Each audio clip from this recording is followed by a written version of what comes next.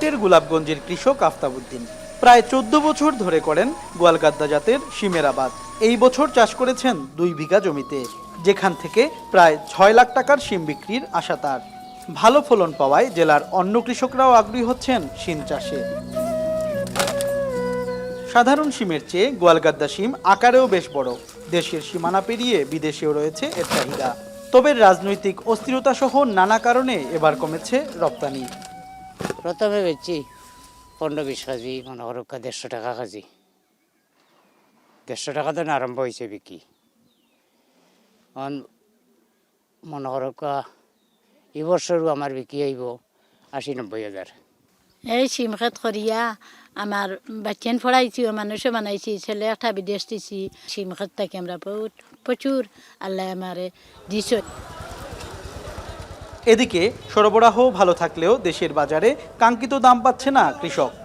অন্য বছর তো ২০ টাকা পর্যন্ত বিকছে, লাস্টে ১৫ টাকা, এখানে লাস্টে গিয়ে ১৫ টাকা পর্যন্ত থাকছে।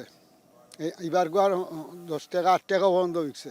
সব যা সবজি বার হয়ে গেছে, বারণের কারণে পুরি একবার চলের হোক পাইকার হলে আইয়া হিটলারি করে ১০, ১২, ১১ টাকা খোর। বরাবর আমি যে ক্ষেত করি যতটুক জায়গা আমি ২ লক্ষ টাকার বেশি, এবার মাত্র ৮০,০০০ টাকার বেচছি। কৃষি বিভাগ জানায় রপ্তানি প্রক্রিয়া জটিল হওয়ায় ক্ষতিগ্রস্ত হচ্ছেন কৃষক। তবে গোয়ালগাদ্দা শিম যাতে সহজে রপ্তানি করা যায় সেজন্য কাজ চলছে। কৃষকরা প্রতি বছর এখান থেকে অনেক উড়ি শিম যেটা রপ্তানি হইতো, বিভিন্নভাবে রপ্তানি হইতো, এই বছর রপ্তানি বন্ধ। প্রকৃত কৃষক সম্পূর্ণরূপে হতাশ। এই বছর কোনো কৃষক তার খরচ উঠাইতে পারছে না। যখন উৎপাদনটা বেড়ে যায়, বাজারে সাপ্লাইটা বেড়ে যায়, তখন দামটা একটু কমে যায়, তখন কৃষকরা কিছুটা ক্ষতিগ্রস্ত হয়। আমরা প্রসেস চালাচ্ছি, আমাদের কৃষি সম্প্রসারণ অধিদপ্তর, এবং আমরা এগুলো প্রচেষ্টা চালাচ্ছি কিভাবে এই শিমটাকে বেশি করে বিদেশে রপ্তানি করতে পারি। এবছর সিলেট অঞ্চলে গোয়ালগাদ্দা শিমের চাষ হয়েছে মোট ৬০০ হেক্টর জমিতে, যার বাজার দর প্রায় ১০০ কোটি টাকা। সিলেটের অত্যন্ত জনপ্রিয় এই গোয়ালগাদ্দা শিমের উৎপাদন এবছর ভালো হলেও ন্যায্য দাম না পাওয়ায় অনেকটাই হতাশ কৃষকরা।